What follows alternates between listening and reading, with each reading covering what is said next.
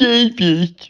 David. Dave, are you in the fridge again? Get out of the fridge. David.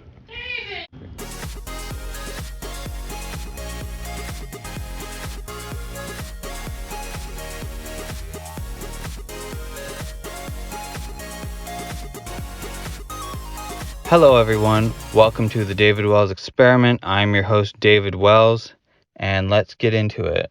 So, one of the things that happened with Spider-Man was we got to see the MCU do its take on the character.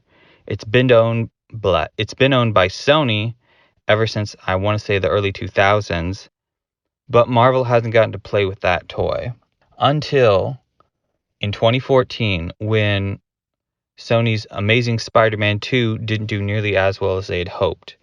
I think they were aiming for $1 billion, but they didn't get it. So they're like, well, what do we do now? They're presumably just going to move on with another movie, but then they're like, well, shoot, what do we do?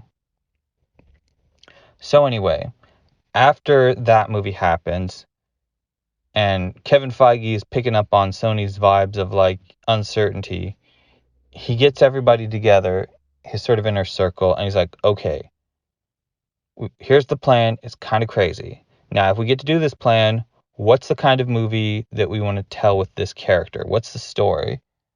If we get this one shot at it, how do we do it and make it work and be worthwhile? And then he makes his overture to Sony, and they decide, hey, we're going to share custody of this kid. Sony and Marvel, they played nice, and we got to have Tom Holland's Peter Parker in the MCU. And both parties benefited greatly from it. In 2019, they almost cut that short, but that got solved. So anyway,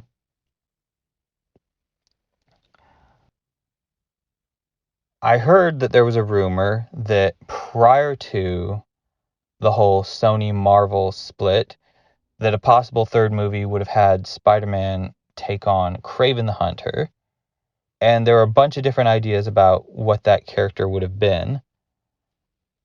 Like, some people were saying that he was going to be an exiled member of Wakanda, but who knows how valid that is, because it feels like all indications that it was always going to be,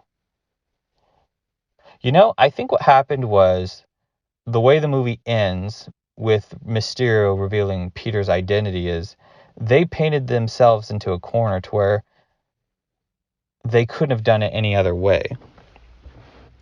So, recap of Spider-Man No Way Home.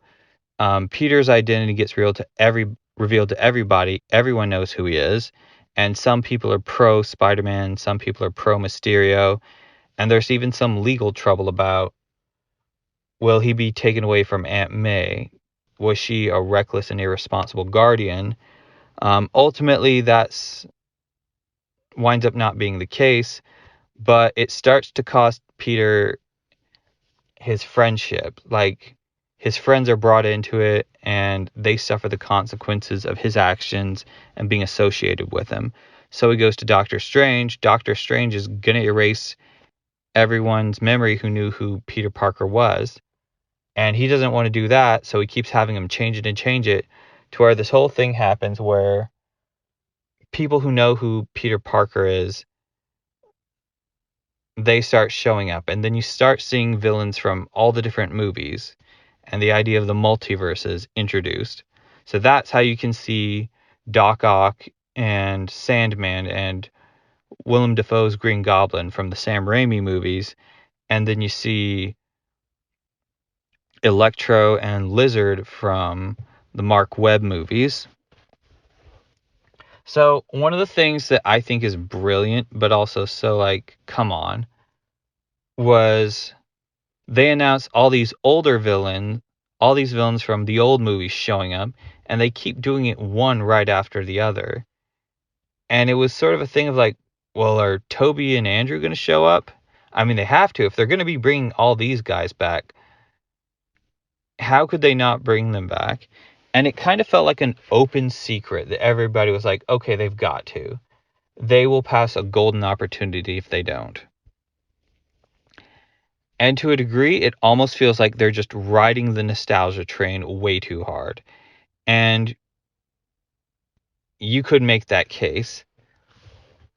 But also, it's just one of the most brilliant Marvel movies of recent. So, I will say this. I got teary-eyed out of joy from all those moments that had Andrew and Toby in them. Like, when Andrew first showed up and he took off his mask and he started saying, like, other worlds are real. And you could hear the Amazing Spider-Man theme by James Horner play. It got me. Now, I will say this. Spoiler alert for a movie that's been out for almost half a year now. I do think that, so both Andrew and Toby could have just been gratuitous cameos that didn't serve a purpose to advance the story. But they're very conscious of that. They knew it couldn't just be a cameo for the sake of it. A Stan Lee cameo can just be a cameo of like, oh my gosh, it's the guy who created the original comics. That's amazing. But they couldn't do that with these characters. They had to serve, as the writer said, they had so many ideas that they wanted to implement, but ultimately this was the Tom Holland Spider-Man story, and they had to focus on that.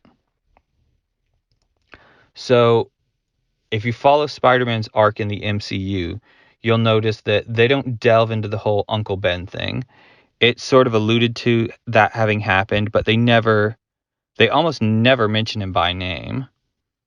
I think the closest they get to it is they say, Peter says, it's been real tough for Aunt May, and we kind of have an idea. So you get the idea that Peter is kind of directionless, like he's got a goal, but he doesn't know how to get there. And that's why Tony was such an important figure for him. He did kind of give him that direction and a role model that maybe he had only been getting from Aunt May, but he needed a man or a father figure. And they kind of explore that in, what is it? Far From Home.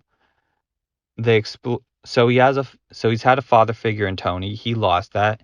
And then he gets kind of a more paternal relationship with Mysterio, but that proves to be a lie. So he kind of has to find his own way.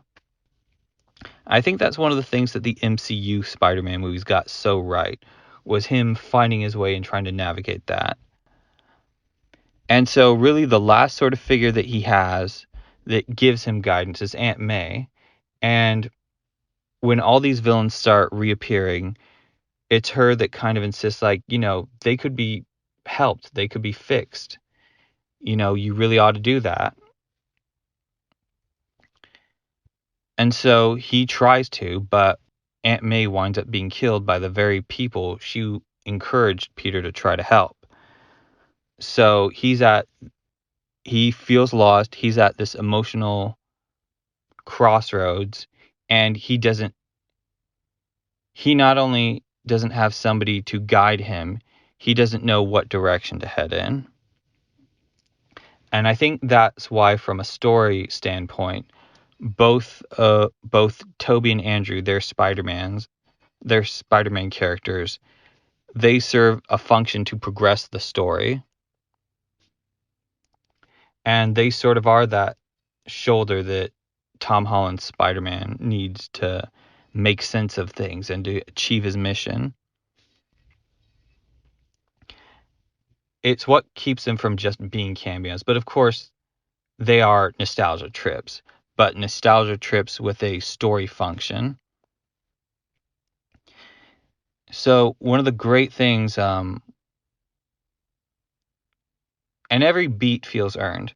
So one of the great things about Andrew's moment is, in Amazing Spider-Man 2, he tried to save Gwen Stacy, but he couldn't, and she died. So in this movie, Green Goblin makes a bomb go off, and Mary Jane falls from a scaffolding. Peter tries to save her, but the Green Goblin flies away because he's just mental and he wants Spider-Man to be tormented. Andrew Garfield's Spider-Man sees this and he realizes he's about to go through exactly what I went through. So he leaps to save Mary Jane and he does so successfully. And everybody in the theater just lost it. And he's like, "Are you okay?" to her. And she's like, "Yeah." And then she sees all these emotions overcome him. And she's like, "Are you okay?" And he's like, "Yeah." And you feel like he made up for, or he made peace with the death of Gwen Stacy, like really. Now, this also serves the function of when when Tom Holland's Peter is fighting Green Goblin, he comes to a point where he could have killed him, but it takes Tobey's Spider-Man to remind him of who and what he is, that he's the hero. Now, of course, Green Goblin stabs him, and for a second, everybody's like, "No way, they're not going to kill the OG." But he's fine. It's cool. And then Tom Holland's Spider-Man, he realizes what needs to be done because all these dimensions are about to merge or something like that. And he realizes he has to make everybody who knew he was Spider-Man forget who he was. So he shares one final embrace with like Andrew and Tobey, and then everybody goes back to their dimensions. And so one of the things that people brought up about the MCU Spider-Man was that he didn't have that sort of angst, that sort of he has to deal with being on his own, being poor, that being Spider-Man provides him no advantages, that he's got too much comforts and luxuries. He has Stark tech, all that toys and resources. So it kind of takes a key aspect away of what made Spider-Man interesting. And at the end of the movie, all that is taken away. We find out he didn't even get to graduate high school because he winds up going into a rundown building, and you see him plop a book on the table and it says it's about getting your GED. So he didn't even get to have that. And he almost tells Mary Jane, he almost explains everything, but then in something that echoes the first Tobey Maguire Spider-Man movie, he realizes she's safer off without him. And then he makes a classic looking suit, and he goes and he becomes Spider-Man. Now we don't know where the character is going, but basically he's been brought back to the roots of what made Spider-Man great. And in a way, he almost has it worse than any of the scenarios of the previous iterations because he has absolutely no one he can rely on. Now, the movie has been criticized for the nostalgia factor of seeing the older Spider-Man villains and heroes. I do think, there's some validity to that, but at the same time, it just goes to prove the argument is, well, if you don't know those movies, then what do these moments mean? Now, here's a testament to the power of those franchises. So many people have seen them that is not likely. I can't tell you how many kids in high school I work with. They weren't even born for when the first Tobey Spider-Man movie was around. They weren't around for that, but they'll say like, yeah, Tobey is the ultimate Spider-Man. Or not the ultimate Spider-Man, but he's like the best. And it's like they don't have that nostalgia to base it off of. And eventually there will be a time where people won't have the nostalgia of those characters to form their opinion. So in a way that argument has a point. But also I feel like the movie is so solid this because they are, with maybe one exception, because they have all these beats in the movie, these emotional beats, and they do the homework to earn those beats. I do feel like while it might not have the same nostalgic effect, it will have the same emotional effect.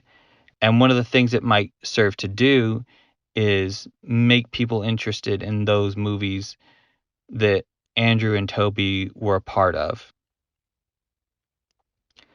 So, funny thing to wrap this video up. One of the clues that really gave away that Andrew and Toby were going to be in these movies is the fact that Sony decided to re-release all of their movies in 4K. And it's like, if that wasn't a red flag, it was like, come on, guys, who are you trying to fool? So, if Toby and Andrew never appeared in any other Spider-Man movies, if they didn't appear in any other MCU movies, we could be content. Really, it has to serve the story of them appearing again. But, if something happens again, I'm not going to complain. I'll be like Fry in the Futurama meme where he's like, shut up and take my money. But let's see where this goes. Kevin Feige's a genius. Can't be said enough. Well, anyway, this has been the David Wells Experiment. I'm your host, David Wells. Have an absolutely super day, and we will see you again next time. Bye.